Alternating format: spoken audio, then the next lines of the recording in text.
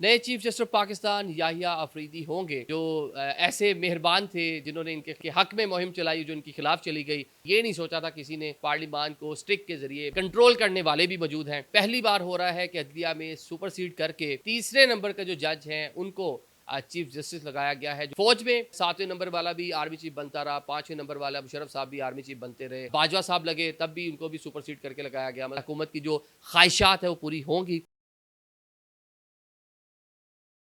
अस्सलाम वालेकुम नाज़रीन, मैं हूं आदिल निज़ामी और आप देख रहे हैं मेरा डिजिटल चैनल। नए chief justice of Pakistan Yahya Afridi होंगे। अब जनाब जस्टिस मुनीब अख्तर साहब और मंसूर अली शाह साहब का मुस्तकबिल क्या होगा, क्योंकि पहली बार हो रहा है कि अदलिया में सुपरसीड करके तीसरे नंबर का जो जज हैं उनको चीफ जस्टिस लगाया गया है। जो बाकी दो सीनियर जजेस हैं वो अब क्या करेंगे, उनके पास क्या ऑप्शन मौजूद होगी, क्योंकि ये सारी मामला पहली बार हो रहे हैं। फ़ौज में इस तरह की चीज़ें होती रही हैं। 7वें नंबर वाला भी आर्मी चीफ बनता रहा, 5वें नंबर वाला मुशर्रफ साहब भी आर्मी चीफ बनते रहे। वो ज़ियाउल हक साहब हों, मुशर्रफ साहब हों, भुट्टो साहब ने लगाया था, इधर मियाँ साहब ने लगाया था। इसके बाद भी हमने देखा कि ये इस तरह के मामला चलते रहे हैं। जब बाजवा साहब लगे तब भी उनको भी सुपरसीड करके लगाया गया, मतलब सीनियर से जूनियर ही थे। अब ये मामला किस तरफ जाता है, क्योंकि जुडिशरी में ये पहली बार होने जा रहा है, तो इसको डिस्कस कर लेंगे। इससे पहले हम ये देख रहे हैं कि पाकिस्तान तहरीक इंसाफ और पाकिस्तान तहरीक इंसाफ से जो एफिलिएटेड वकला हैं हामिद खान साहब खसूसन, उन्होंने कहा जी याहिया अफरीदी साहब इस ये ऑफ़र कबूल नहीं करनी चाहिए उनको, एक अच्छी रवायत नहीं बनने जा रही। लेकिन याहिया अफरीदी साहब ने ऑफ़र जो है वो कबूल कर ली। आज वो चीफ जस्टिस पाकिस्तान को मिलने उनके चैम्बर में गए, उनसे गपशप लगी। चीफ जस्टिस काजी फ़ाइज़ ईसा ने उनको मुबारकबाद दे दी, अमले ने मुबारकबाद दी, क्योंकि 3 रोज़ बाद वो चीफ जस्टिस ऑफ पाकिस्तान होंगे। इसके साथ वो मंसूर अली शाह साहब के वो मिलने भी गए, वहाँ भी मुबारकबादों का तबादला हुआ और उसके बाद वो वापस आए। अब 3 रोज़ बाद वो अगले चीफ जस्टिस होंगे और जो फुल कोर्ट रेफरेंस होगा किसी भी जज को, चीफ जस्टिस को जाते हुए जो अलविदाई पार्टी दी जाती है, उसमें जो सीनियर मोस्ट जज होता है, जो अपकमिंग चीफ जस्टिस पाकिस्तान होता है, वो अलविदाई स्पीच करता है या फेयरवेल स्पीच करता है चीफ जस्टिस जो जाने वाले होते हैं उनके लिए। अब वो स्पीच भी जस्टिस याहिया अफरीदी करेंगे। अगर सीनियरिटी के हिसाब से देखा जाए तो मंसूर अली खान साहब ने वो स्पीच करनी थी।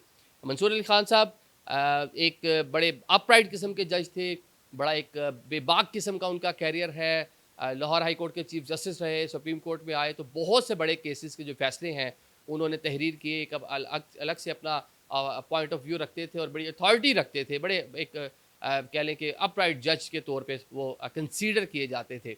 लेकिन इनके लिए मामला जो ऐसे मेहरबान थे जो जिन्होंने इनके हक में मुहिम चलाई जो इनके खिलाफ चली गई, यानी कि पाकिस्तान तहरीक इंसाफ, बानी पीटीआई, काजी फ़ाइज़ ईसा के खिलाफ और आने वाले चीफ जस्टिस, क्योंकि सिस्टम के तहत उन्होंने बनना था तो सारी की सारी उम्मीदें लगा रखी थी। ये नहीं सोचा था किसी ने कि आइन भी मौजूद है, कानून भी मौजूद है, पार्लियामान भी मौजूद है और पार्लियामान को स्टिक के ज़रिए, माइट इज़ राइट के ज़रिए कंट्रोल करने वाले भी मौजूद हैं। तो 26वीं आइनी तरमीम आई, जो सपने थे, जो यूट्यूबर्स पूरी कंपेन चला रहे थे इनके हक में काजी साहब के खिलाफ, तो वो इनको ले डूबे। एक अच्छे जज, एक अपराइट जज, चीफ जस्टिस ऑफ पाकिस्तान जिनको बनना था वो नहीं बन पाए। ये एक मतलब कह लें कि पाकिस्तानी अदलिया के हवाले से अच्छी चीज़ नहीं है। बाकी वैसे आने वाले सारे ही अच्छे होते हैं, जब आते हैं तो जिस तरह मैनेज होते हैं। काजी साहब भी बड़े अच्छे थे, इससे पहले साकिब साहब भी बड़े अच्छे थे, बंदियाल साहब भी बड़े अच्छे थे।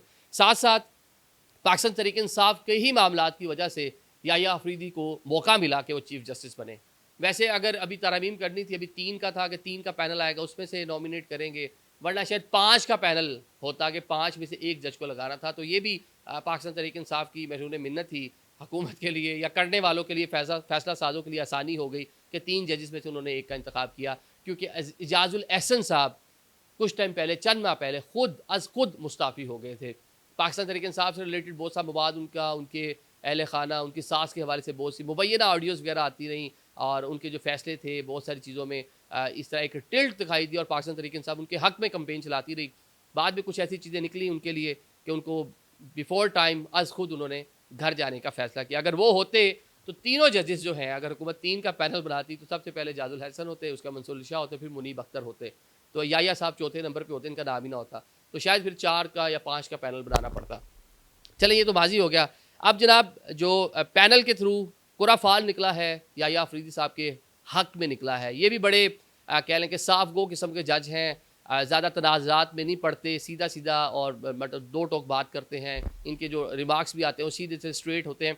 कि टिल्ट अभी तक हमें दिखाई नहीं दिया। अब ये चीफ जस्टिस पाकिस्तान होंगे और हामिद खान साहब जो तौक़ुआत लगाए बैठे थे कि वो नहीं एक्सेप्ट करेंगे, अब उन्होंने एक्सेप्ट कर लिया है। अब सवाल ये पैदा होता है कि 26 अक्टूबर को याहिया अफरीदी साहब जो हैं बतौर चीफ जस्टिस ऑफ पाकिस्तान 30वें चीफ जस्टिस की हैसियत से ओथ ले रहे होंगे, तो उनके 2 सीनियर जजेस जो हैं वो वहाँ पे मौजूद होंगे उस तकरीब में या नहीं होंगे? क्योंकि हमने फ़ौज में देखा है सुपरसीड जब किया जाता है जर्नैल को, तो फौरी तौर पे जो बाकी जर्नैल होते हैं वो आराम से जो है वो घर जाने को या फिर जानते हैं। बाजवा साहब के टाइम पे 1-2 लोग रुकने की कोशिश की थी, लेकिन चंद दिन बाद वो भी फिर बाकी जो है उनको अच्छी अपॉइंटमेंट्स मिली और वो चले गए थे। बाकी मतलब फ़ौज के हवाले से चीज़ें एक वहाँ पे रवायत है। जुडिशरी में पहली बार हो रहा है, अब ये दोनों जजेस क्या करेंगे? इनके बारे में तो ये भी कहा जा रहा था कि अगर 26वीं आईनी तरमीम हो गई, उनको चीफ जस्टिस ना बनाया गया, तो फौरी तौर पर ये भी आज खुद मुस्ताफ़ी हो जाएंगे, एहतजाजन मुस्ताफ़ी होंगे, अपना एहतजाज रिकॉर्ड करवाएंगे।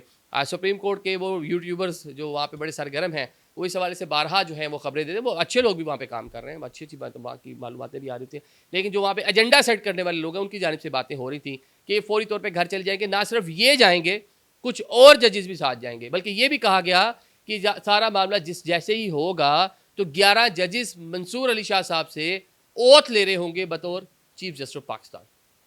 कि मंसूर अली शाह साहब एक चीफ जस्टिस की हैसियत है। सुप्रीम कोर्ट 2 सुप्रीम कोर्ट माजी में भी मिसालें दी जाती हैं, एक बार बन गई थी सुप्रीम कोर्ट, लेकिन अभी माजी वाले हालात नहीं हैं।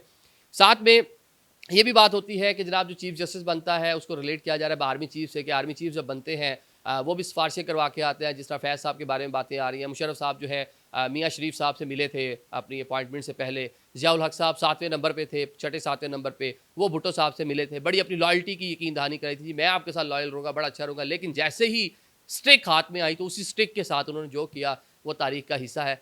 क्या जो चीफ जस्टिस पाकिस्तान है ये भी ये सारी चीज़ें कर पाएंगे कि आपने तीसरे नंबर से उठाकर चीफ जस्टिस तो लगा दिया, अब वो आज़ाद है, 3 साल उसकी मुद्दत मुलाजमत है, 3 साल वो माइट इज़ राइट, जो दिल करे वो वैसे करे, जैसा दिल करे वो फैसले करे कि हुकूमत के हक़ में या हुकूमत की जो ख्वाहिशात है वो पूरी होंगी।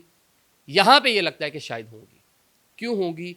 कि एक आपने देखा कि पार्लिमानी जो कमेटी नॉमिनेट कर रही है, उसके साथ साथ जो जुडिशल कमीशन की कंपोजिशन है जिसमें जजेस 5 हैं, 13 रुकनी कमीशन है और बाकी जो 8 लोग हैं वो कौन हैं? अटॉर्नी जनरल ऑफ पाकिस्तान हैं, उसके अंदर जनाब आपके लॉ मिनिस्टर हैं जो हुकूमत को रिप्रेजेंट करते हैं, उसके अंदर आपकी पार्लियामेंट्री लोग शामिल हैं, बार का नुमाइंदा उसके अंदर शामिल है और एक वो नुमाइंदा शामिल है जिसको चेयरमैन सेनेट नॉमिनेट करेंगे। तो वहाँ मेजॉरिटी जो है जुडिशल कमीशन में वो अब सिविल लोग जो बाहर के लोग हैं उनके पास पावर ज़्यादा है। तो चीफ जस्टिस को काफ़ी जगहों पे अब कह लें कि कॉम्प्रोमाइज़ करना पड़ेगा। जजेस की एवेल्यूएशन वो नीचे वाले लोअर जुडिशरी के जजेस होंगे, लेकिन उधर से अगर कोई ऐसा फैसला आएगा तो वहाँ भी मैसेज स्ट्रॉन्गली दिया जा सकेगा। तो अब कहा जाए, वैसे हम कहते हैं कि पार्लियामेंट सुप्रीम है, वैसे सुप्रीम कोर्ट पाकिस्तान है, रियासत पाकिस्तान के 3 सतून हैं, उनमें से एक सतून जुडिशरी, एक पार्लियामेंट। तो एक सतून को तो आप रगड़ते रहे हैं 75 सालों से, 77 सालों से। एक वज़ीर आज़म जाता है सुप्रीम कोर्ट ऑफ पाकिस्तान बहैसियत वज़ीर आज़म और till rising of the court उसको आप पनिश करते हैं और वो वज़ीर आज़म नहीं रहता। मियाँ साहब का केस जिस तरह सुना गया, देखा गया, जो जुडिशल कू इसको कहा जाता था। तो पहले भी तो अभी जो लोग बात कर रहे हैं गलत है, इसकी जस्टिफिकेशन नहीं है, लेकिन माजी में मिसाल तो है कि रियासत पाकिस्तान का एक पिलर दूसरे पिलर को उड़ाता रहा है। अब दूसरा पिलर पहली बार किसी की आशीर्वाद से इतना मजबूत हो रहा है कि वो कह लें कि पहले पिलर को काउंटर करेगा। अब किस तरह काउंटर करेगा ये देखना होगा, और लग यही रहा है कि शायद ये फुल कोर्ट रेफरेंस, क्योंकि अभी टाइम बाकी है, तो मंसूर अली शाह साहब, मुनीब अख्तर साहब अपने जो ओहदे हैं उनसे मुस्ताफ़ी हो जाएं और सुप्रीम कोर्ट में खिदमत सर अंजाम ना दें। ये हमारी कह लें कि एक अजम्पशन है और एक रवायत को देखते हुए, क्योंकि अपने मातहत तो नहीं, सब जजेस बराबर होते हैं सुप्रीम कोर्ट में, मतलब फिर जूनियर के नीचे काम करना, तो शायद इसमें मतलब या तो पुलिस अफसर जो है वो नहीं काम करते। IG इस्लामाबाद या रिजवी साहब को लगाया गया, या हसन रज़ा खान साहब एक DIG थे, उनसे सीनियर थे, तो उन्होंने कहा जी मैं तो मेरे मतलब जूनियर हैं, तो उनके नीचे में उनकी कमांड में कैसे काम करूँगा। ऑल दो जजेस बराबर हैं, लेकिन सुप्रीम कोर्ट का जो चीफ जस्टिस है वो चीफ जस्टिस ही है, मास्टर ऑफ द रोस्टर है, और प्रैक्टिस एंड प्रोसीजर के बाद दोबारा से उसको पावर मिल गई हैं। तो लिहाजा इस सारी सूरत हाल को देखते हुए लग यही रहा कि शायद घर जाएंगे। Thank you so much.